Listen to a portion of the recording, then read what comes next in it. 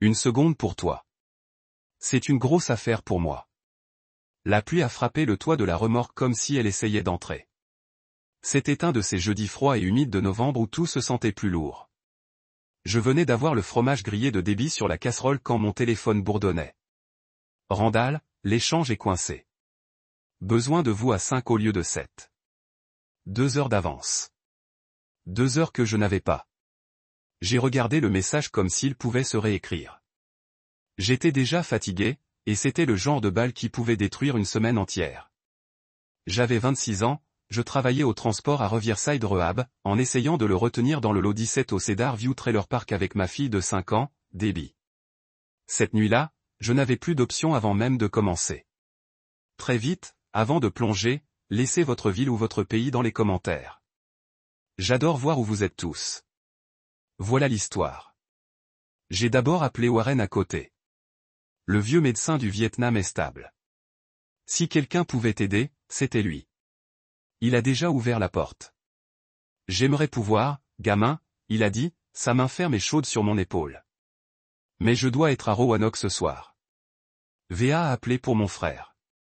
Il s'est arrêté. Je dois à ton père, tu sais.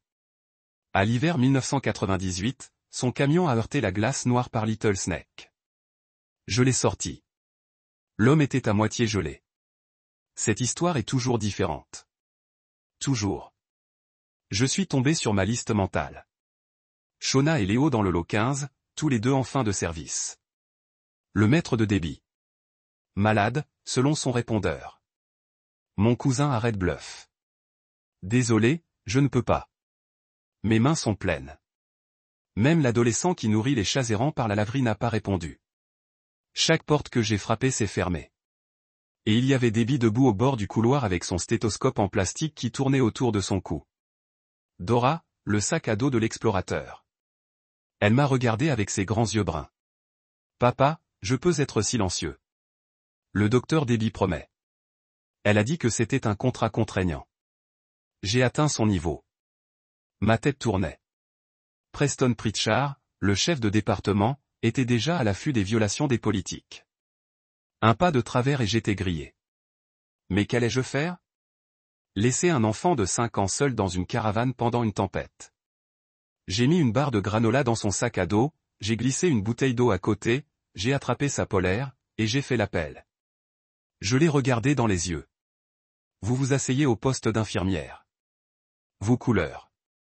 Vous ne bougez pas. Vous m'entendez? Je vous entends, dit-elle en hurlant sérieusement. Moi, papa. Nous avons traîné par la pluie, flaqué sous nos baskets, et nous avons sauté dans la Corolla. Le dégivrage s'est évanoui pendant qu'on passait devant Warren. Il a clignoté 2 fois sa lumière de Porsche, son petit silencieux. À mi-chemin de Riverside, Debbie a commencé à chanter cette chanson ridicule qu'on a inventée quand elle avait 2 ans. Celui sur les crêpes, les bandages princesse, et les chaussures de papa. J'ai chanté la partie basse comme toujours. Je jure que ma poitrine s'est un peu écroulée. Je l'ai placé dans la chaise pivotante derrière le bureau de l'infirmière, avec des crayons, du papier colorant et son petit thermos de cacao. Puis j'ai trouvé Randall et lui ai dit la vérité. Il a regardé Debbie, puis il est revenu sur moi, et il a grimacé. Je ferai des interférences si Pritchard commence à rôder. Regardez les caméras près de 2B. Il aime se cacher. Je te dois du calme. Il a souri. C'est déjà le cas. Tu as tiré mon double la veille de Noël, tu te souviens? J'ai embrassé la tête de Debbie et attrapé ma gurney. Je me suis dit que je n'étais pas imprudent. J'étais père. Des chaussettes en train de se défoncer. J'ai regardé, j'ai écrit mes initiales sur le lit, et j'ai reçu un appel de l'imagerie. Transfert de l'IRM en 3C. Tout en gardant la moitié d'une oreille à l'écoute du chant de Debbie et le buzz du poste d'infirmière. Un faux pas et Preston serait sur moi comme de la rouille sur une ligne de rupture. Randall a glissé un paquet de gommage sur le comptoir. Séché, il a murmuré. Il est dans son bureau pour un recensement. Je me suis jeté dans le vestiaire, j'ai changé rapidement, et j'ai encore frappé le sol. Rehab était son mélange habituel. Trop chaud, trop brillant, et toujours porter ce mélange bizarre de nettoyeur de citron, tubulure en plastique, et café de breakroom qui était assis depuis le quart de matin. Ce n'est pas un travail glamour, mais des lignes propres. Déplacer les gens en lin. Bouge pas. Vous n'avez pas le temps de trop réfléchir si vous restez sur les roues. J'ai reçu le transfert d'IRM à l'étage, je suis revenu pour échanger un curseur bariatrique en 2A, et j'ai frappé la charrette en revenant. C'est ma rainure. Des mains et des roues simples. Mais l'histoire sur l'unité était en 2D. Trevor Maddox, 30. Mauvaise épave en avril. Elle est venue de Saint-Marie après 3 semaines de soins intensifs. Pas de saignement majeur du cerveau, mais toujours pas réveillée. Cas de rééducation longue durée, le genre qui fait que les familles cessent de respirer chaque fois qu'un moniteur bip. Tout le monde connaissait les gros coups. La famille était vieille. Maddox Hardware, 3 comtés profonds. Il était fiancé, censé se marier en mai. Fiance a marché. Le meilleur homme a disparu. Parfois, le coma n'est pas la seule chose que tu dois récupérer. Je roulais un paquet de draps frais après 2D quand j'ai entendu la voix d'une femme. Polite mais stable. Excusez-moi. Y a-t-il un endroit où je peux réchauffer la purée? J'ai tourné et fermé les yeux avec une brune dans une polaire marine, badge d'hôpital attaché à sa veste, un tot souple qui criait diététique avant même qu'elle ne parle à nouveau. C'est juste des textures de régime pour mon frère, a-t-elle dit, levant légèrement le tot. Il ne peut rien prendre, mais l'odeur déclenche toujours la mémoire ou l'habitude. Je garde l'habitude. Son sourire était petit, attentif, fatigué, mais alerte. Je suis Jen Maddox. J'ai repoussé les cheveux humides collés sur mon front et essayé de ne pas ressembler à un errant noyé. Martin Kent, transport. Elle a hurlé et m'a suivi dans le couloir. Je lui ai montré le micro-ondes de l'équipe dans le cambriolage qu'on prétend tous ne pas être un danger d'incendie. Elle m'a remercié, douce et directe. Quand je suis revenu, Randall attendait avec un sourire. Il m'a serré le coude. Petit monde. Jennifer Maddox. Elle a grandi 3 rues de moi à Wilmont. On jouait au football des jeunes. La fille courait plus fort que la moitié des garçons. Je n'ai pas dit grand-chose, j'ai commencé à préparer mon prochain transfert et à essuyer mes mains sur mes gommages. Je ne cherchais pas à me faire remarquer par quelqu'un avec un nom de famille comme Maddox. De retour à la station, Debbie avait passé à son projet de coloration de la colonne vertébrale et disait à Randall, les vertèbres sont comme de minuscules guimauves dans une pile, mais pas le genre que vous mangez, le genre qui vous retient. Randall lui a rendu hommage. Le docteur Debbie a parlé. Nous sommes corrigés. Overhead, l'interphone bourdonnait de la voix de Preston, lisse, calme, et toujours un cran trop content de lui-même. Équipe, contrôlez les heures calmes. Limitons la circulation des pieds autour des ailes sensibles. C'était du code. Preston n'a jamais dit les choses directement s'il pouvait le faire passer pour un protocole. Traduction, je regarde. Je suis resté près du poste d'infirmière, j'ai empilé mes balles près du rayon du bureau, juste assez pour que je puisse regarder les caméras d'un coup d'œil et revenir avant que quelqu'un ne sache que j'avais déménagé. Je n'étais là pour rien prouver. J'avais juste besoin de survivre sans déclencher d'alarme. De là où je me trouvais, je pouvais voir le haut de la tête de Debbie. Des cheveux bruns coupés avec la barrette rose qu'elle s'est choisie. Sa boîte de crayons était répandue comme une zone de guerre arc-en-ciel sur le bureau. Toutes les quelques minutes, elle demandait à Hazel le RN, combien d'os dans un pied ou les intestins sont-ils enchevêtrés? Et Hazel, béni là, a répondu. Je me le suis encore dit. Dehors, pas de vague. Randall me couvrait. Debbie était bien assise. Et si on pouvait arriver à 10 heures sans que Preston me respire le cou, je pourrais appeler ça une victoire. Je n'étais pas fier de plier la règle. Mais je n'étais pas désolé non plus. Il y a des règles qui protègent, et il y a des règles qui empêchent. Cette nuit-là, j'ai choisi la première espèce et j'ai tracé ma ligne. La prochaine heure a frappé comme une vague. Les planchers de désintox hument toujours. Mais cette nuit-là, il rugissait. Une alarme de chute s'est déclenchée du 3B, et j'ai couru avec Hazel pour attraper un homme paralysé de moitié avant de glisser du lit. Nous avons tendu, levé, tourné, vérifié les coussinets, et réinitialisé son moniteur. Mes bras brûlés, mes gommages collés à moi, et à travers tout ça, quelque chose dans l'arrière de ma tête chuchotait mal. Pas fort, juste le genre de calme qui fait démangeaison de votre colonne vertébrale. Trop près du bureau. Aussi où mon enfant devrait être. J'ai fini la reposition, je me suis dépouillé des gants et j'ai rejoint le couloir vers la 2D. La chaise de bureau était vide. Papier dispersé. Crayon roulé au bord. Pas de sac à dos rose, pas de voix. Ce silence m'a frappé plus fort que toute alarme. J'ai d'abord vérifié l'alcôve. Vide. La porte de la salle de bain du personnel est verrouillée. Ma poitrine s'est serrée, respirant peu profond. Puis je l'ai entendu doucement dans le hall. Un air que je connaissais mieux que mon propre battement de cœur. Cette chanson de crêpes et de bandage.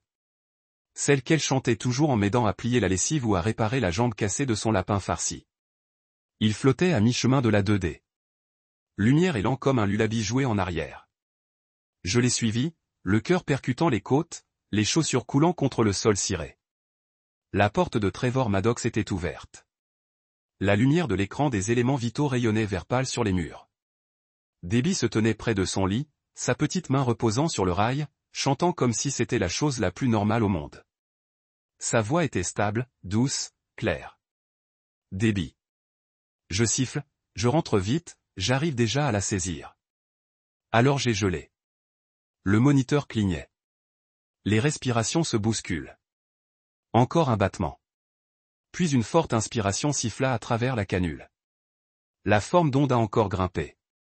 Je ne faisais pas confiance à ce que j'ai vu. La poitrine de Trevor s'est levée une fois, puis encore. Ses doigts se sont branlés. Ses paupières s'ouvrent.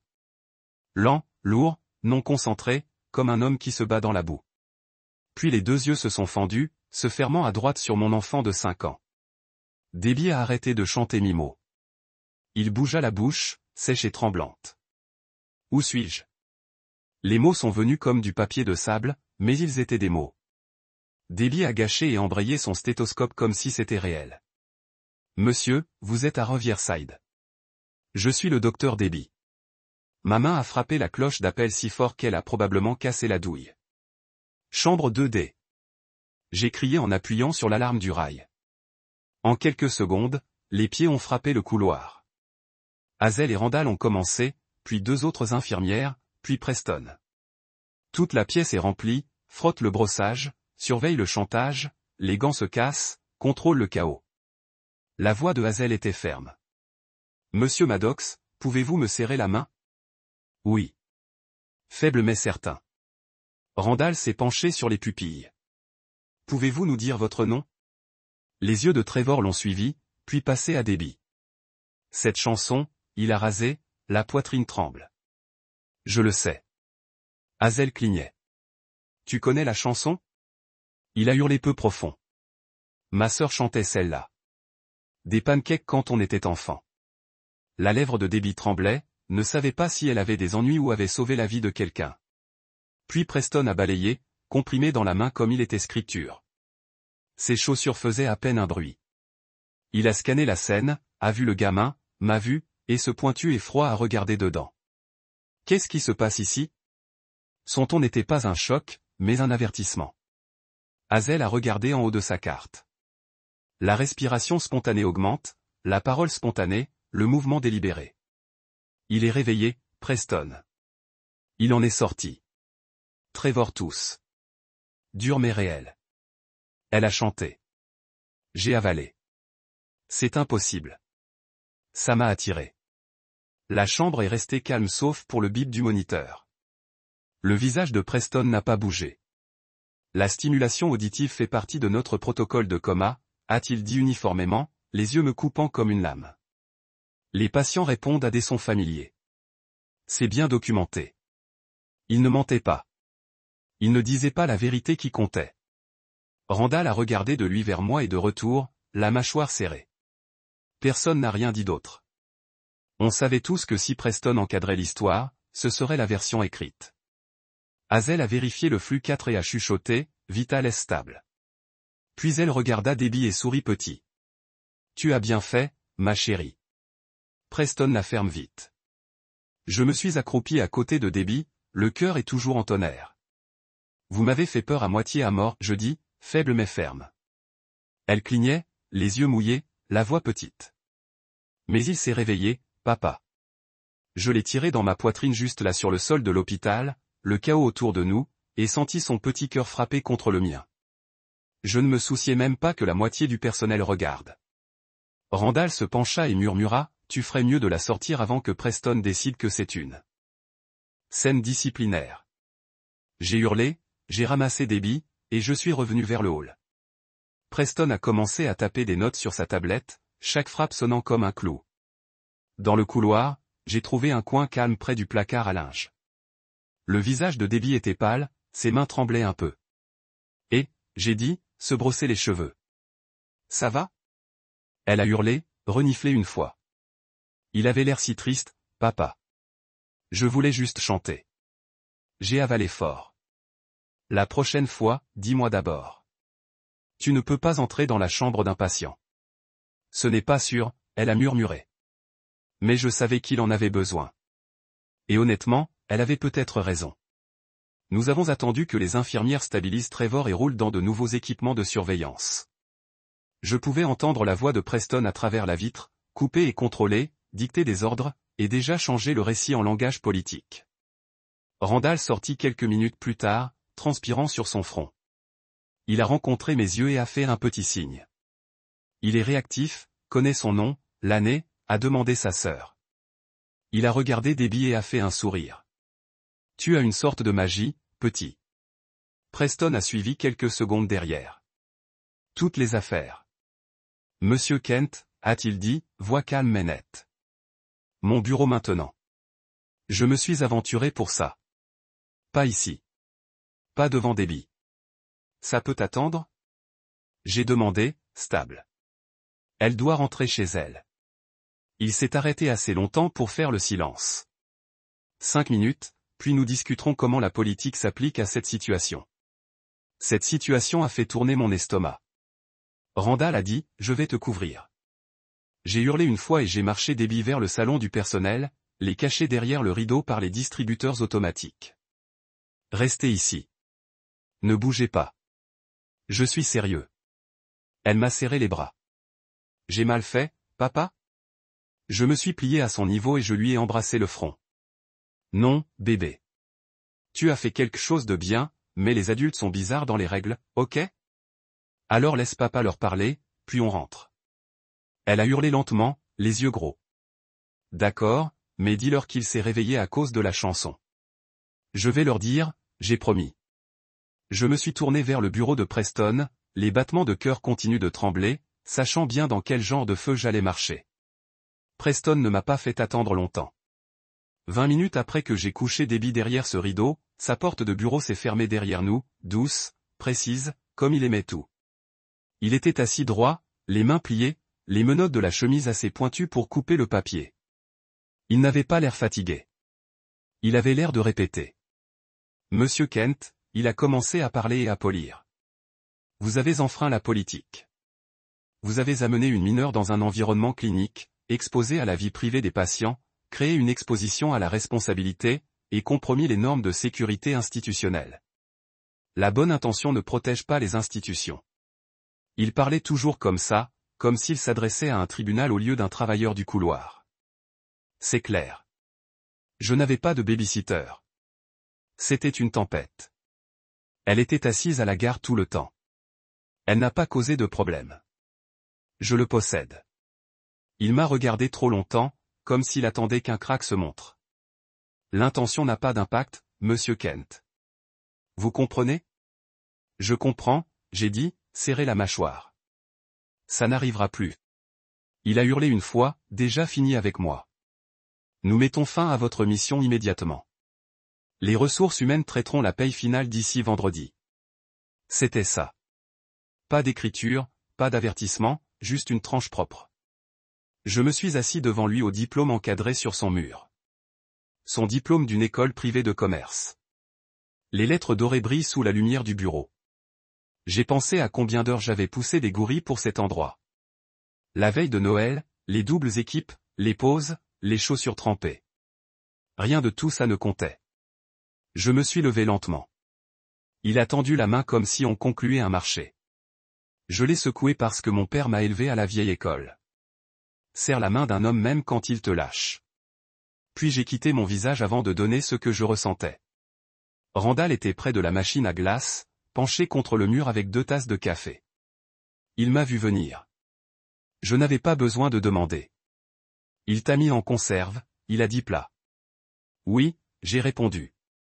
À partir de maintenant. Randall m'a donné un café. Désolé. Je vais parler à Jen. J'ai froncé. Non, ne la traîne pas là-dedans. Il s'est secoué la tête. Pas comme ça. Elle mérite de savoir ce qui l'a vraiment réveillée. Preston polit déjà sa version, et ça va vous laisser en dehors de ça. La vérité doit vivre quelque part en dehors de ce couloir. Je ne me suis pas disputé. Il n'y avait plus de combat en moi. Je suis allé chercher Debbie. Elle était assise là où je l'avais laissée, les pieds balançaient, le stéthoscope dans ses genoux. Coco a longtemps pris froid. Nous rentrons chez nous, demanda-t-elle, petite voix. Oui, bébé, j'ai dit, la prendre. Nous rentrons chez nous. La pluie est tombée pendant qu'on traversait le parking. Le genre qui vous imprègne avant même d'atteindre la voiture. Je l'ai serré, j'ai tourné la clé, et je me suis assise une seconde, les phares se brouillaient à travers l'eau. Elle s'est endormie avant de prendre la route principale, de petits ronfles contre la ceinture de sécurité. J'ai roulé lentement, essuie-glace claqué comme un battement de cœur, le poids de la journée assis sur mes épaules. Quand je me suis transformé en Cedar View, la lumière du Porsche de Warren était allumée. Bouge pas cette fois. Il n'a jamais dormi tôt. Il savait déjà qu'il n'y avait rien. J'ai porté Debbie à l'intérieur, je l'ai posée sur le canapé, toujours en polaire, puis étalée à côté. Warren a répondu avant même que je frappe. Je me suis dit que vous me montreriez, a-t-il dit en revenant me laisser entrer. Le café est chaud. Nous nous sommes assis à sa petite table de cuisine. Il a versé du café instantané dans 2 tasses cassées, a glissé une ma façon, et attendu. La pluie battait la fenêtre comme si elle avait des opinions. Je lui ai tout dit, commence à finir. Pas d'excuses, pas de poli, juste la vérité. Il n'a pas interrompu. Il n'a même pas cligné beaucoup. Il a juste frotté la rainure sur sa bande de mariage, celle qu'il portait encore 15 ans après la mort de sa femme. Quand j'ai fini, il a hurlé une fois au slow.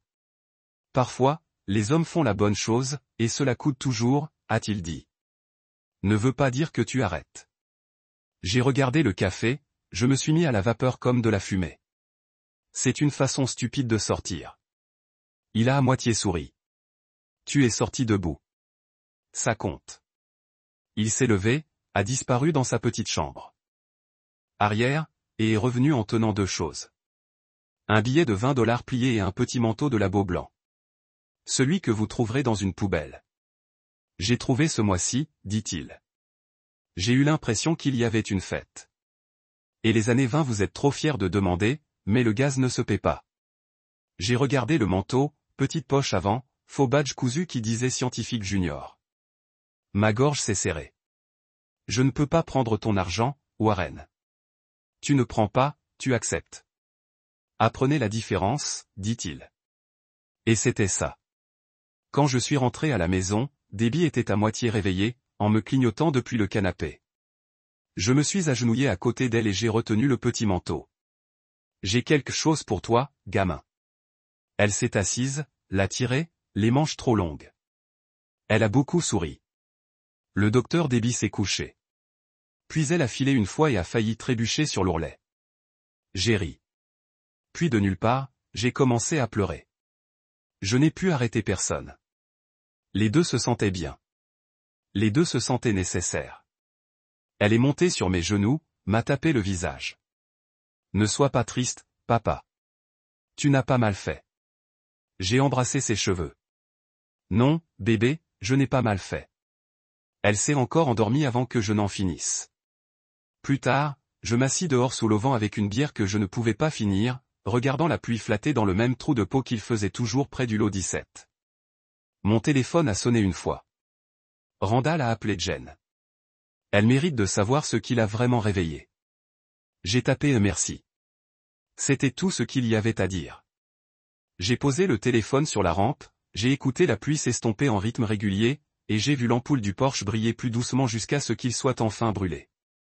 La pluie s'est arrêtée avant l'aube, mais le sol était encore doux et aspirant quand je suis sorti pour patcher la jupe de la remorque. J'ai été accroché sous les marches avant avec un rouleau de ruban adhésif, me convainquant que sceller une fissure de ligne d'eau avec du plastique était une solution à long terme quand j'ai entendu des pneus réduire le gravier. Debbie était sur le porche avec son set de peinture, travaillant sur son dernier rocher. Une tortue, je pense, même si c'était une pomme de terre avec des jambes. Le VUS blanc s'est roulé lentement, trop propre, trop brillant, comme s'il s'était glissé dans le mauvais code zip. Ce genre de voiture ne se gare pas à Cedar View à moins que quelqu'un ne perd, ne se remet ou ne se présente au bureau. Le moteur a coupé, 2 portes ont ouvert. La première femme portait un manteau de charbon et portait une boîte de boulangerie dans un sac cadeau comme elle marchait dans le service du dimanche. Derrière elle est venue quelqu'un de plus âgé, de la fin des années 50 peut-être, habillé simple mais pointu, posture droite comme elle avait été entraînée à rester ainsi. Martin, le plus jeune a appelé, voix stable mais gentille. Je suis Jennifer Maddox. Voici ma mère, Elaine. Elle tenait la boîte de boulangerie légèrement, comme un drapeau de paix dans le sucre et le citron. J'ai essuyé mes mains sur mon jean et je me suis hissé. Vous nous avez trouvés. Les yeux d'Eleanor scannaient la remorque, le petit Porsche, le sac dans la ligne de toit. Elle n'a pas flippé, elle n'a pas risé le nez. Elle a d'abord remarqué Debbie, assise à pattes croisées, enrobée de labo, stéthoscope plastique autour du cou, peinture sur la joue comme peinture de guerre. Debbie est montée vite, a marché jusqu'au bord des marches, les mains sur ses hanches. Je suis le docteur Debbie, dit-elle.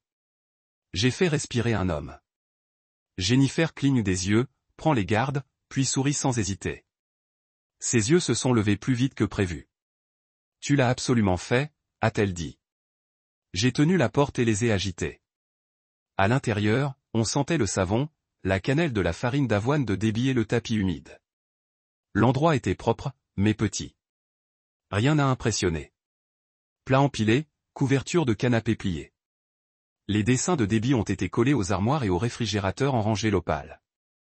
Les yeux d'Elaine ont atterri dessus et y sont restés un moment. Ils ont mis le gâteau sur la table. Citron au bleuet. Une vraie boulangerie, pas achetée au magasin. Le sac cadeau avait 2 objets. Un stéthoscope pédiatrique, réel, toujours dans la boîte, et un non-patch brodé en rouge. Docteur Debbie. Même manteau de magasin. Nouvelle identité. On a deviné la couleur, a dit Jennifer. Mais Debbie était rouge. Debbie a mis le stéthoscope autour de son cou comme il pesait 100 livres de fierté. C'est réel, chuchotait-elle. J'ai hurlé et elle a souri si gros que ça m'a presque brisé. Eleanor prit la chaise latérale, les genoux croisés, les mains attachées. Le genre de posture que vous tenez quand vous êtes habitué à être le responsable, mais essayez de ne pas être. Trevor voulait venir, dit-elle, mais son physiothérapeute a opposé son veto à la voiture. Il est assis maintenant, mangeant des aliments doux, demandant le chanteur. Jennifer sourit à Debbie, puis me regarda. On a joué la chanson. Il bourdonne même quand il ne peut pas parler. Je ne savais pas quoi dire, alors j'ai versé du café. C'est ce que je fais quand mes mains ont besoin d'un but. Jennifer est restée proche, posant des questions sur la garderie de Debbie, combien de temps j'avais travaillé sur le transport, comment était Cedar View. Elle ne s'est pas sentie comme une interview. Elle écoutait comme si les réponses étaient importantes.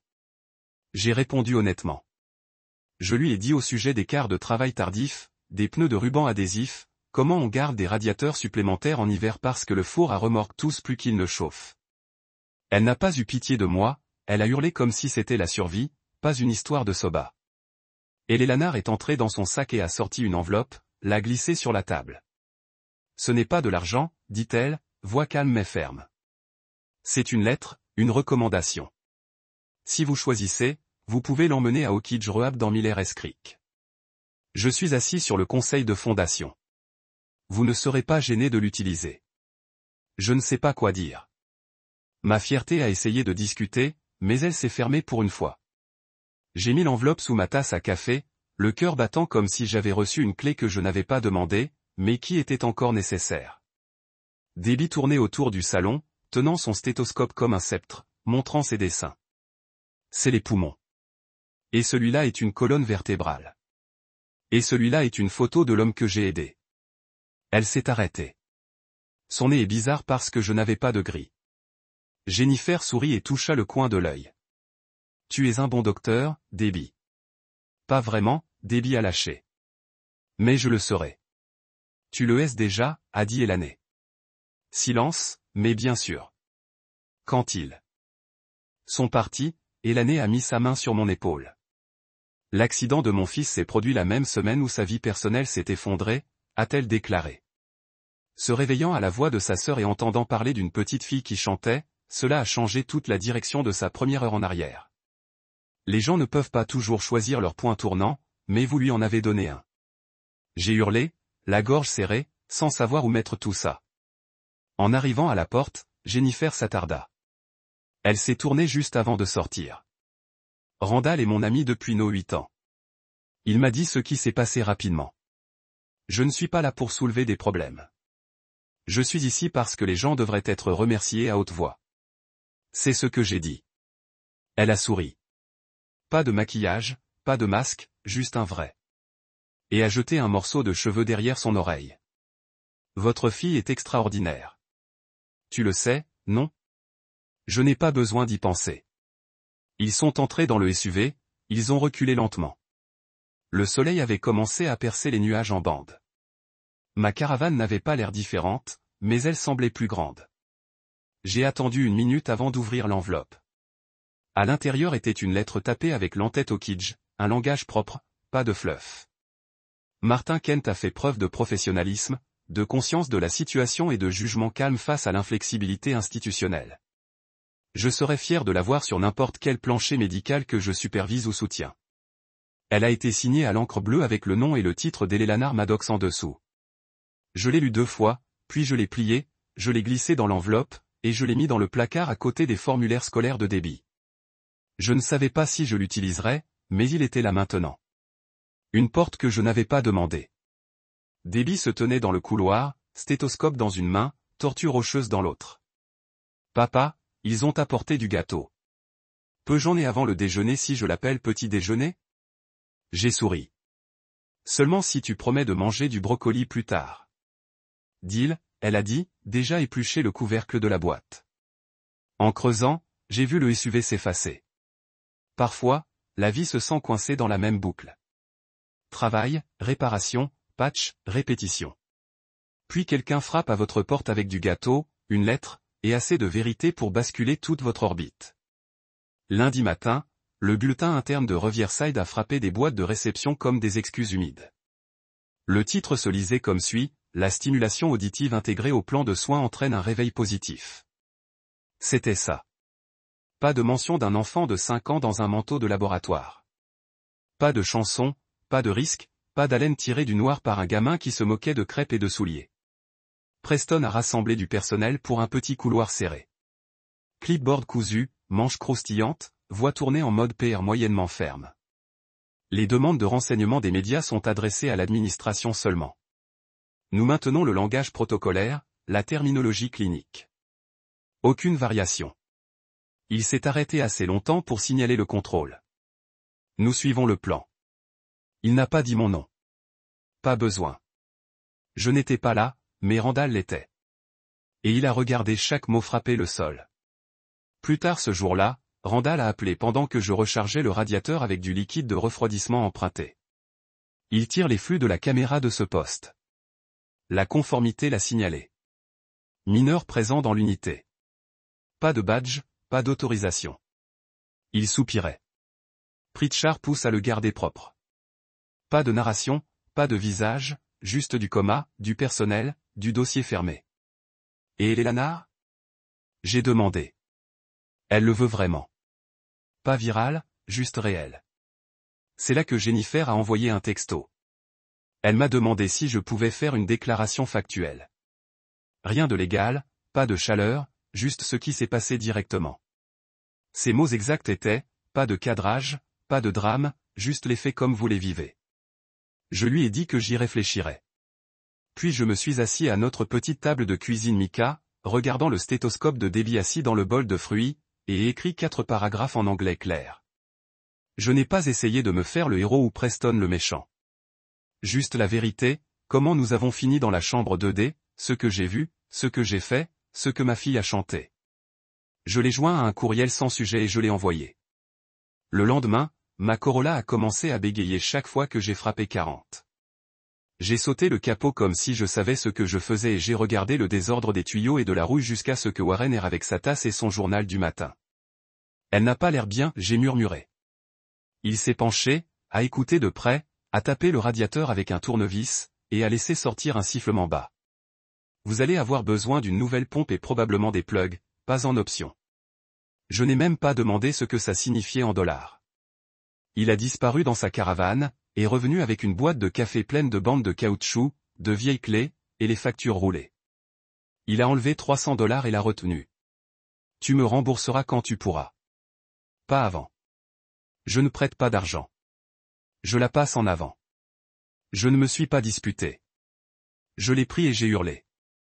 C'est comme ça que ça marche quand les gens sont réels. Cet après-midi-là, j'ai emmené Debbie à la salle de repos Cedar View où Mademoiselle Rivera dirige un programme d'après-midi non officiel. $2 par heure, en liquide seulement, sous le radar. La moitié des lumières a explosé. Tuiles de plafond saignées. Un coin avait une boîte de puzzle cassée tenue avec du ruban adhésif. Debbie a regardé autour, à tout prix, et a souri.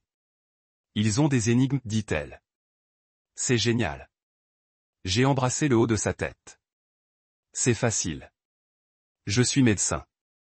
Les médecins s'ajustent, dit-elle, en marchant pour rejoindre deux autres enfants construisant quelque chose avec des cure-dents et des haricots de gelée. Plus tard dans la nuit, pendant qu'elle dormait, Randall m'a envoyé un texto. Preston a un mémo. Examen interne ouvert par la gestion des risques. Pas à cause de toi, à cause de la façon dont l'histoire est gérée. Je n'ai pas répondu tout de suite. Je n'ai même pas souri. Je me suis levé, j'ai attrapé le sweat de Debbie et je l'ai emmené au parc. Il était tard, juste assez crépuscule pour que les balançoires ressemblent à des os fantômes accrochés dans le noir. Je l'ai poussé pendant 20 minutes droite, en écoutant les chaînes et en laissant l'air frais s'installer en moi. Ce n'était pas de la vengeance, c'était de la respiration. Quand nous sommes rentrés, Warren était encore assis sur son porche avec 2 tasses comme il a toujours su quand quelque chose a bougé dans les airs. Je l'ai rejoint sans demander. Tu as le temps pour la vraie histoire de ton père? Il a dit, bien sûr, j'ai répondu, bien que je n'étais pas sûr que je le voulais. Il ne s'est pas précipité. En 98, ton père était sur une mauvaise voie, buvant trop fort, glissant du radar des gens. Un soir, Blizzard est sorti de nulle part. Il a glissé dans le Petit Serpent, s'est cassé la tête sur le volant. J'aurais pu me noyer si je n'avais pas été derrière lui par hasard. Je l'ai sorti, l'ai enveloppé dans une vieille couverture de l'armée, l'ai fait parler jusqu'à ce que l'aide vienne. Je regardais tout droit. J'avais entendu l'histoire, mais jamais comme ça. Je ne te dis pas ça pour te culpabiliser, a dit Warren. Je te le dis parce que cet homme a été propre après cette nuit-là. Pas tout de suite, pas parfaitement, mais assez pour rester debout assez longtemps pour élever un garçon qui n'a pas arrêté quand les règles ont été en travers de ce qui est juste. J'ai avalé fort. Tu crois qu'il serait fier? Warren a sonné lentement. Je pense que tu es la raison pour laquelle je ne regrette pas cette nuit-là. C'est comme ça que je règle le grand livre. Chaque fois que tu viens pour ta petite fille, ça veut dire le sortir de cette rivière voulait dire quelque chose. On n'a pas beaucoup parlé.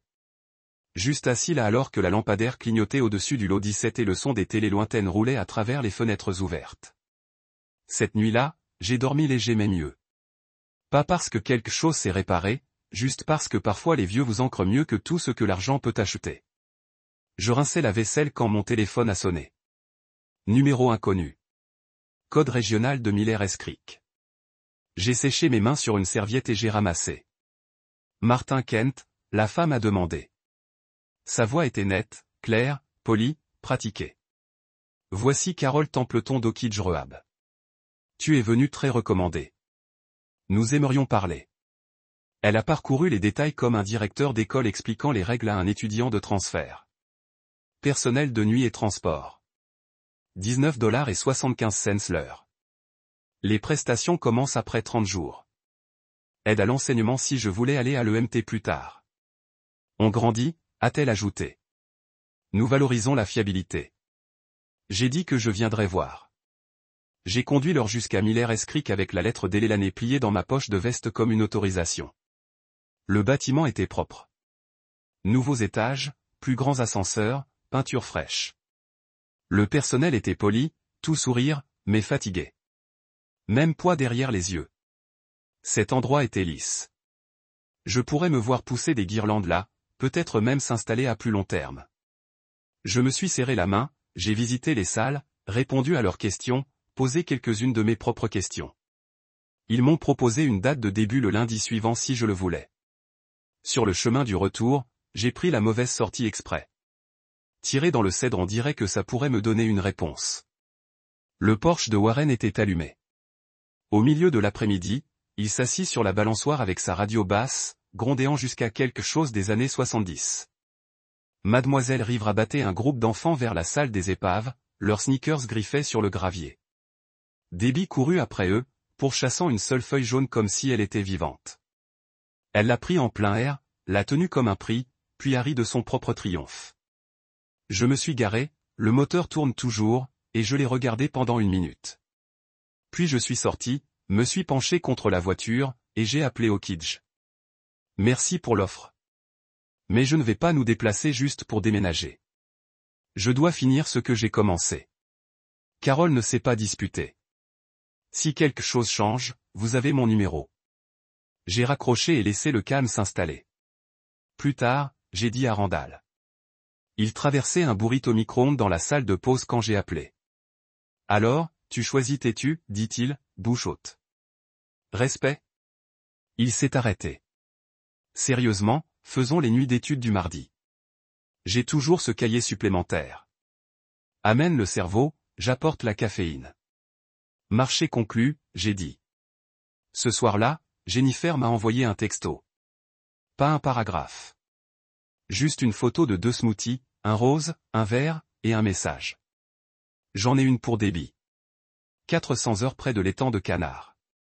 Je l'ai montré à Debbie. Son visage s'est allumé comme nous allions à Disneyland. Elle n'a même pas demandé quelle saveur. On est arrivé tôt.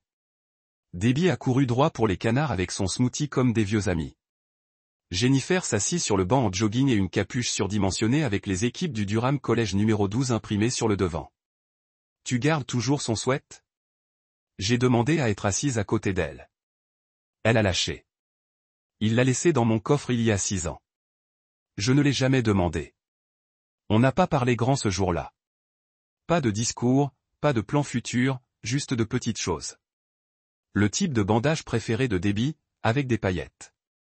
Ma marque de pneus la moins préférée, celle qui a explosé sur I-40 en juillet. Sa tarte au restaurant, de la crème à la banane. Randall a échoué la phase de skate.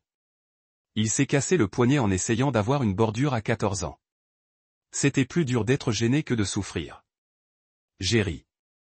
Debbie pense que les autocollants et les câlins peuvent guérir les commotions.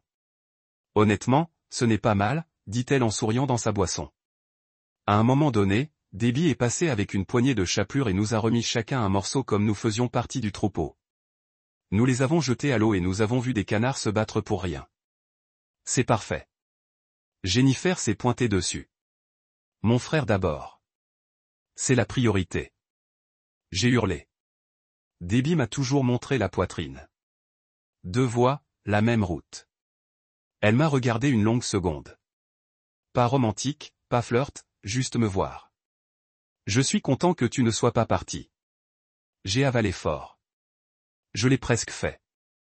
Mais vous ne m'avez pas serré le bras une fois avant qu'elle ne s'étire. Quand on a dit au revoir, Debbie l'a serré comme s'ils se connaissaient depuis 1 an. Jennifer a étouffé ses cheveux. Si tu as besoin de quoi que ce soit, préviens-moi. On l'a regardé partir, la tasse de smoothie toujours sur le banc entre nous. Ce soir-là, Debbie s'est endormie dans son manteau de labo, le visage enterré sous son lapin en peluche, et une chaussette à mi-chemin.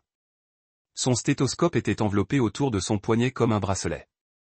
J'ai tiré une couverture sur elle, je me suis assis près de la porte d'entrée et j'ai ouvert mon ordinateur portable. Site web du collège communautaire, cours du soir EMT, trimestre d'automne. Demande à demander pourquoi je voulais m'inscrire. J'ai tapé parce que j'ai déjà commencé le travail. Autant gagner le titre. Ce n'était pas chic, mais c'était vrai. J'ai frappé la soumission. Warren m'a trouvé là-bas le lendemain matin, toujours dans mon sweat à capuche, café à moitié ivre à côté de moi. Il n'a pas frappé, il est juste monté, a glissé un mot sous ma tasse, et a tapé le papier une fois. Ça disait, en haut, pas en arrière. Je l'ai plié et mis dans mon portefeuille derrière une photo de Debbie que j'avais imprimée Noël dernier. C'est ça, construire une vie. Il ne vient pas toujours avec des signes ou un timing parfait. Parfois, il apparaît en petits morceaux. Des nuits d'études, des voitures à glissière, des discussions sur les temps de canard, des smoothies sans attente. Vous n'obtenez pas toujours la route que vous avez prévue, mais si la voie que vous êtes dans les cales, parfois c'est tout la direction dont vous avez besoin. L'invitation d'Eleanor est venue sous forme de carte imprimée, pas de texte. Carte à crème, lettrage noir, pas d'agitation, déjeuner en famille, samedi, tenue décontractée, apportez votre fille. Ça ressemblait plus à une convocation qu'à une demande, mais ça ne me dérangeait pas. Certaines choses méritent une cérémonie. Le trajet jusqu'à leur place a duré peut-être 30 minutes, mais il a été plus long une fois le trottoir terminé. Le gravier surgissait sous nos pneus comme le pop-corn, et la route enroulée à travers les arbres si grands et si vieux, il vous faisait murmurer sans savoir pourquoi. Nous sommes arrivés à une maison blanche avec des volets verts et de larges marches qui semblaient polies par des générations de bottes et de chaussures du dimanche. Debbie a grimpé dans son manteau de labo, des baskets roses, et un barret à paillettes en forme d'étoile. Elle a jeté un coup d'œil à la maison et a dit, « Cela ressemble à l'endroit où vivent les reines. » Je ne pense qu'à un seul, j'ai dit. Elle est à l'intérieur. Soyez respectueux. Nous avons marché ensemble. Le porche était large et calme, le genre de calme qui vient avec de l'argent et des racines profondes. Trevor attendait sur la véranda dans un fauteuil roulant manuel, plus mince que je ne m'en souvenais, mais plus précis. Il portait une chemise en flanelle avec les manches roulées et avait une couverture drapée sur ses genoux. Quand Debbie l'a repéré, elle ne s'est pas arrêtée. Elle marchait tout droit, les mains sur les hanches. « Salut, je suis le docteur Debbie. Tu te souviens de moi ?» Trevor sourit grand et honnête. « Je vous dois cette chanson. » Elle a salué. « Je peux le chanter plus lentement si tu veux faire la sieste. » Ça lui a fait rire. Une vraie. Eleanor est sortie juste à temps pour l'attraper. Sa main est allée à sa poitrine comme si elle devait tenir quelque chose en place. Je pense que ce rire était le premier depuis des mois. À l'intérieur, la table était comme si elle avait une mémoire musculaire. Salade de poulet, pain de maïs, thé sucré, photo de verre, bol de fruits frais. Jennifer nous a laissé entrer, a dit à Debbie où s'asseoir, et lui a remis un tapis avec des parties de corps de dessin animé imprimées à travers. Elle peut nous interroger plus tard, a-t-elle dit, me donner une assiette. Nous avons mangé avec les fenêtres ouvertes et la brise entrant à travers des rideaux en dentelle qui ont probablement coûté plus que toute ma voiture, mais rien ne se sentait raide.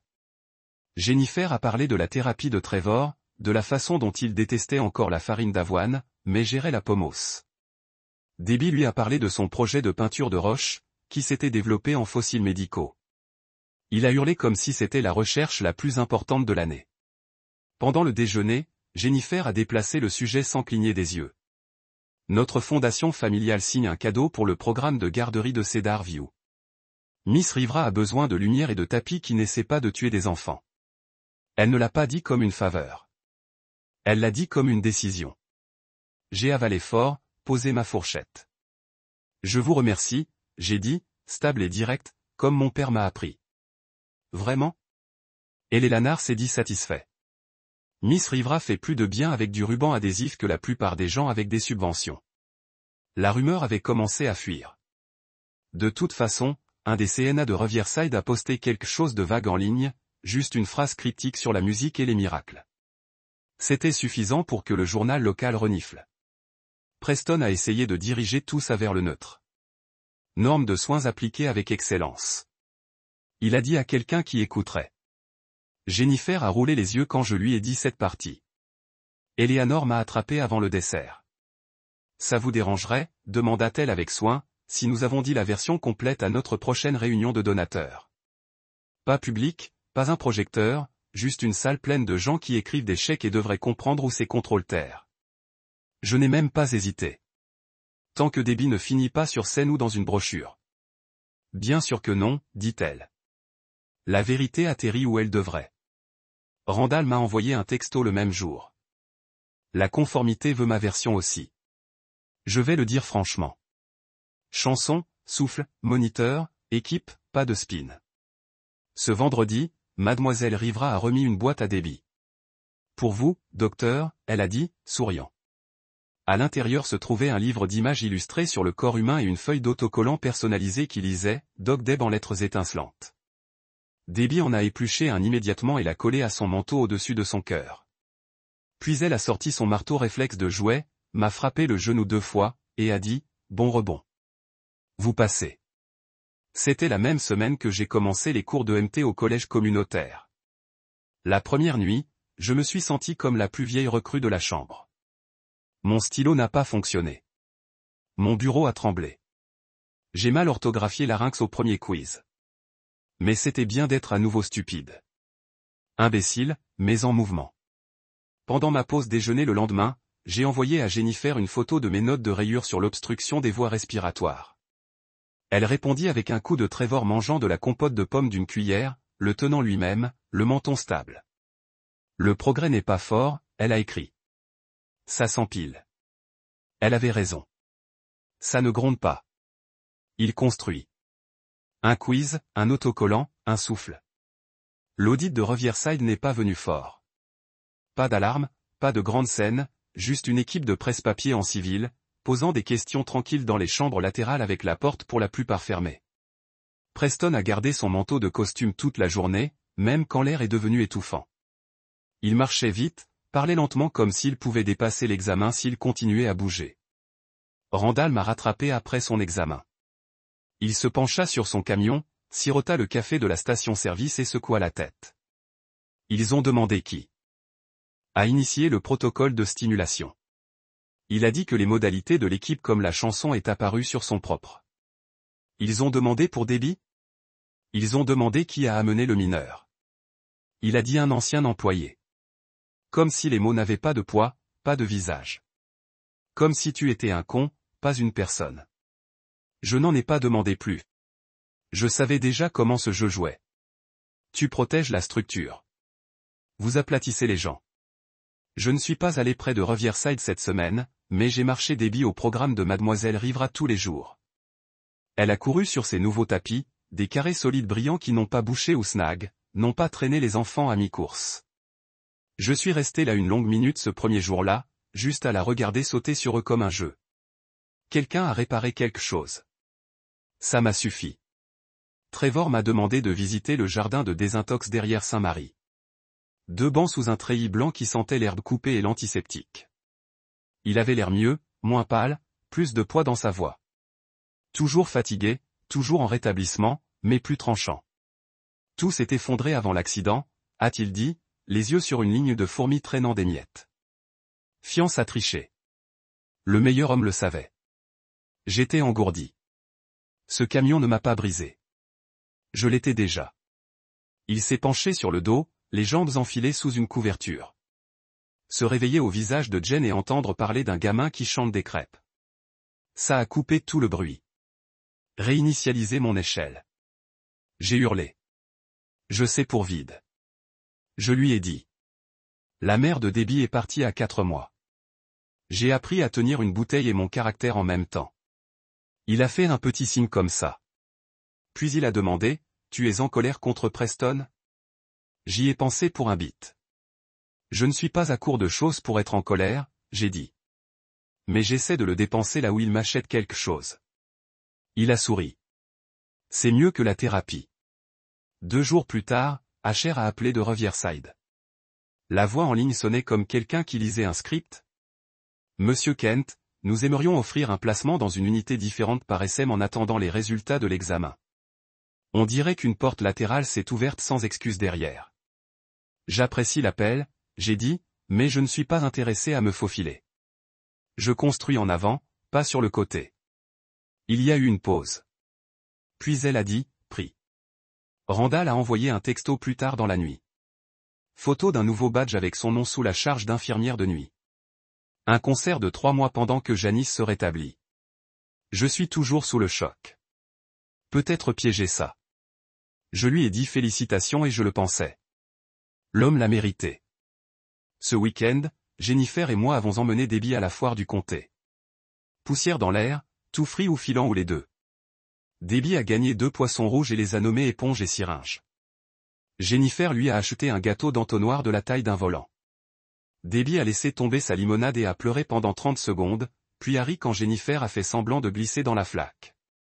Nous nous sommes retrouvés près de l'étable, appuyés sur la clôture, regardant des chèvres essayer de grimper un baril. J'ai regardé Jennifer, elle a regardé en arrière, et nous nous sommes embrassés comme si c'était la chose la plus naturelle au monde. Pas d'accumulation, pas de surpensation. C'est bon. Plus tard dans la nuit, j'ai coincé Debbie. Son manteau de labo était drapé au pied de son lit, et son marteau réflexe de jouet était sous son oreiller. Elle m'a cligné des yeux, dormant à moitié, et a murmuré, « Daddy, quand je suis un vrai docteur, je peux chanter à tout le monde ?» Probablement pas en chirurgie, dis-je, en tirant la couverture. Mais oui, chante quand même. Elle sourit et roula. Mon téléphone bourdonnait après l'extinction des lumières. Numéro inconnu. Je l'ai laissé aller à la messagerie vocale. Le lendemain matin, je l'ai rejoué en sirotant du café réchauffé. Une voix de femme, formelle mais gentille. Monsieur Kent, voici Véronica et avec la Sunfield Health Foundation. Nous prévoyons un bénéfice de printemps axé sur les moments quotidiens et les soins qui ont eu un impact. Nous aimerions parler de votre histoire. Tous les membres de la famille contrôleraient le récit. Pas de presse sans approbation. Si vous voulez nous rencontrer, veuillez nous rappeler. Je n'ai pas répondu immédiatement. J'ai juste sauvé le répondeur et regardé l'écran pendant un moment, en pensant à notre distance et à la rapidité avec laquelle tout a changé. Pas de la planification, pas du pouvoir, d'une petite fille qui chante une chanson stupide et parfaite. Samedi pelé en douceur. Pas d'alarme, pas de vêtements de travail, pas de liste, juste le feu lent du matin, et Debbie grimpant sur ma poitrine avant même que le soleil blanchisse les arbres. Elle s'est enroulée dans mon sweat et a chuchoté, « Daddy, réveille-toi ». Puis, sans manquer un rythme, glissa dans la première ligne de notre stupide petite chanson. Des pancakes sur l'assiette et des bandages en place. Sa voix était calme. Parfait. Je ne chantais pas tout de suite. J'ai respiré au refrain comme toujours, comme mes poumons savent suivre son rythme. Réflexe. Nous avons fait des crêpes ensemble qui ressemblaient à des lunes qui avaient vu de meilleurs jours. L'un avait des oreilles, l'autre ressemblait à un point d'interrogation. Debbie a insisté sur le sirop pour les deux, indépendamment de la forme. À mi-déjeuner, Warren a frappé et est venu avec un sac en papier rempli de vis et a dit, « Restons à réparer cette porte qui colle depuis mai. » Lui et Debbie l'ont traité ensemble. Il lui a appris à tenir le tournevis stable, à s'adapter aux morceaux, à s'appuyer sur son poids sans décaler le fil. Elle lui a dit, « En fait, vous devriez être le docteur Warren, fixateur de charnière. » Il s'est levé et s'est prosterné comme si elle l'avait tué. J'ai finalement joué le répondeur pendant qu'ils étaient sur leur deuxième vis. Monsieur Kent, la voix a dit, c'est Véronica et avec la Sunfield Health Foundation. Nous accueillons un bénéfice de printemps et aimerions partager une histoire sur le soin ordinaire devenant extraordinaire. Les familles concernées guideraient le récit.